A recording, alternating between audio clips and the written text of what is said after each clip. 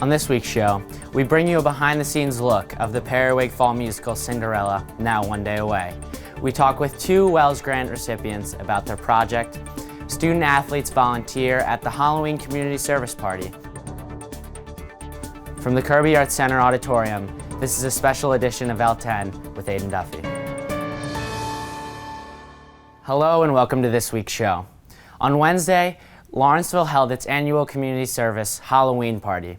Dozens of students hosted visiting kids from local pre- and elementary schools for an afternoon of fun and games. Lawrenceville's Director of Advancement, Mary Kate Barnes, has been selected as the winner of the Robert Bell Cole Memorial Award from the Council of Advancement and Support of Education.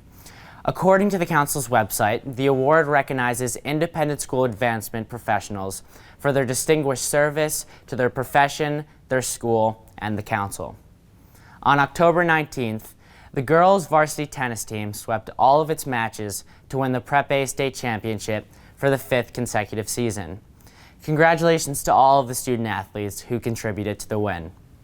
The second midday music concert of the year took place on October 21st in the Clark Music Center. Performers included second formers Alana Nathan and Jaden McMillan, third former David Zhu, and fourth formers Bert Getz and Alan Lynn. Last Thursday, the Young Democrats and Young Republicans clubs hosted a joint debate on gun control.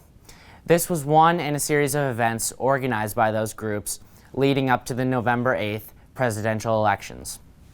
Lawrenceville's Periwig Club is in its final days of preparation before the fall musical Cinderella.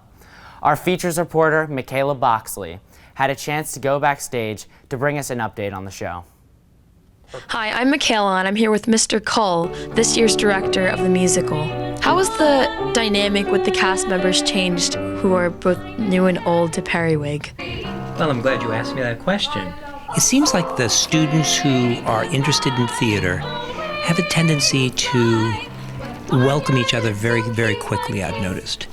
So maybe it's because we're all working on a project so intensely in preseason that within an hour, it seemed like they had been together for a week or two. How has it been managing and organizing the cast? Well, every year poses new challenges, I suppose. Things have evolved a little bit since then. For example, 10% of our seniors used to go early decision. Now 90% do. So they're really crunched here in the fall, more so than they have in the past. Also, it seems the house activities in the past 5 years have really blossomed. And there's quite a few now, like with invite a friends and other bonding experiences that they want to do in the evening, and that's when we rehearse. So that's posed a challenge as well, and I'm afraid sometimes the kids make more sacrifices to do the musical now than they used to. And I feel badly about that, but the 6:15 to 8:15 is the time slot for rehearsal, so there's nothing we can do about it. What are you most excited about for this musical, and what do you think the audience should be most excited about? I'm always really excited about the seniors who have worked their way through to earn the right to play, a large role. So that's very gratifying. This year, I think I'm most excited about the content. I know Cinderella sounds like it's a kid's show, but this adaptation is a new adaptation, and it's funny. It's sort of hip in a certain way. It's sort of with a wink of the eye. It will appeal to the 10-year-old and the 12-year-old and the 8-year-old, but the adults are still going to enjoy it, I think. I'm hoping. And so that's what I'm really excited about, is to bring a gift to our community of hope and optimism, romance and humor at a time of year when I think the students could use a little romance, humor, optimism, and hope. Thank you, Makayla. Over the summer, Wells Grant recipients organized and implemented their proposed projects. Our news reporter, Simona Mazzarella, sat down with Azam Jah Mohammed and Elias Salander, who used their Wells Grant to make a documentary about education in Pakistan. What inspired you to make this documentary? So we were both in a world relations class actually with Mr. Jordan last year, and we saw a movie called Varanasi, India Beyond. And it was basically a documentary about a couple of guys from America that went over to Varanasi, India, and they were examining the religious structures of Varanasi, and we were really inspired by that. And we'd already been planning to do something for the Wells Grant after seeing the presentation in school meeting, so then I guess we kind of decided on doing a documentary and we ran with it. What surprised you the most about the education in Pakistan? I guess what was most surprising is as we're going to make a documentary about the factors that are inhibiting the availability of primary education, is finding that a lot of the communities that we visited are really supportive and invested in their local schools because they understand that that's the way their children are going to have a better future in like a globalizing world.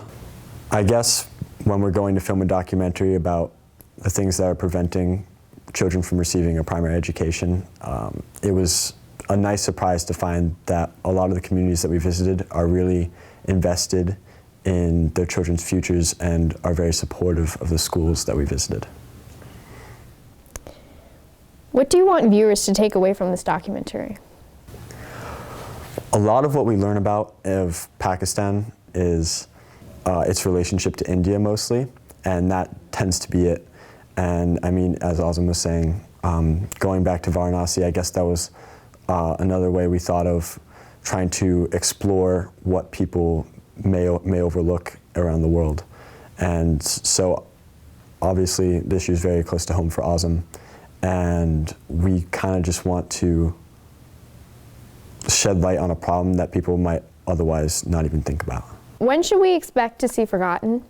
So within the next couple of weeks, we should hopefully be finishing up with the editing and finalizing the documentary. Right now, if you want to see the trailer, it's on the Lawrenceville website, and hopefully once the documentary is completed, we can put it up on the YouTube channel. Yeah, we're really excited. On Wednesday afternoon, several teams gave their athletes a day off from practice to take part in this year's community service Halloween party. Our features reporter, Kayla Miller, interviewed these volunteers at the event. I'm in the bowl as volleyball and other Big Red athletes are here giving back to the community for the annual Halloween social party for students from elementary to preschool. I'm in the bowl with Carlton Blackwell, a part of the varsity volleyball team. And how have you been able to manage volleyball and your community service participation?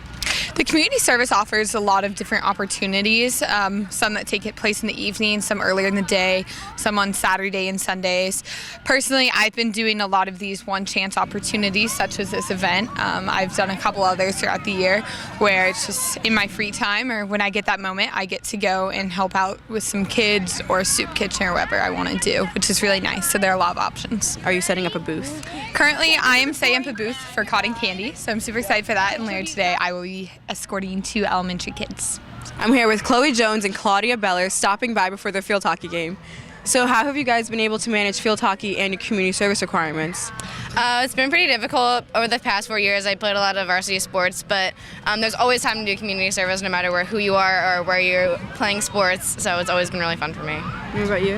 Yeah, sports is a huge time commitment, but like Chloe said, there's always more time to do things, and especially like community service is a great way to like interact with the community, and it's always a lot of fun, especially working with children. It proved to be an amazing day of fun and community for athletes here at the annual Halloween party. From the Bowl, I'm Kayla Miller.